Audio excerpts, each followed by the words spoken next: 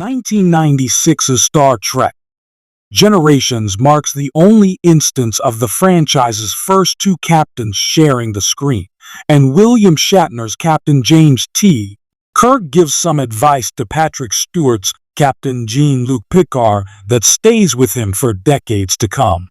Although Kirk has died more than once in Star Trek, the true demise of Shatner's iconic character comes at the end of Generations, but he still manages to massively influence Captain Picard's arc in the wake of their unexpected meeting. As the first movie to reunite the Star Trek, The Next Generation cast after the show's 1994 finale, Star Trek Generations also brought Shatner back into the fold after being a major part of the Star Trek, the original series cast, and the show's 6 sequel movies.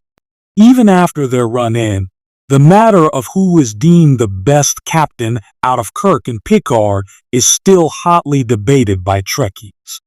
However, Kirk's heartfelt advice to Picard ensured Stewart's character would continue to be a fitting successor to the captain's chair aboard the USS Enterprise. Kirk is revealed in 1979's Star Trek, the motion picture, to have been promoted to the rank of Admiral. However, there are several moments in his timeline following this promotion that all but confirm he is dissatisfied with anything other than commanding Starfleet's flagship. One of the most legendary admissions of this sentiment comes in Star Trek Generations, when he tells Captain Picard not to allow himself to be promoted, as remaining on the bridge of the Enterprise is a far more effective way to make a difference. Although Picard was ultimately unable or unwilling to follow Kirk's advice too closely, he did at least abide by Shatner's character's general sentiment. After the final Star Trek, The Next Generation movie, Star Trek Nemesis, Picard was promoted to Admiral, just like Kirk.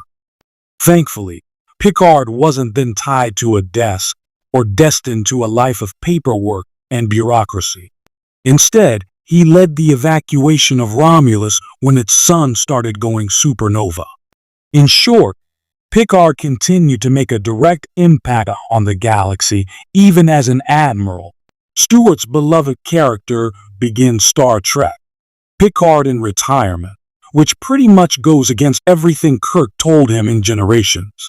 Even so, the Legacy sequel show soon corrects that by having Admiral Picard thrust back into action. Although he doesn't particularly operate through sanctioned Starfleet channels, Picard does at least carry with him Kirk's ethos of making a difference being far more important than anything else.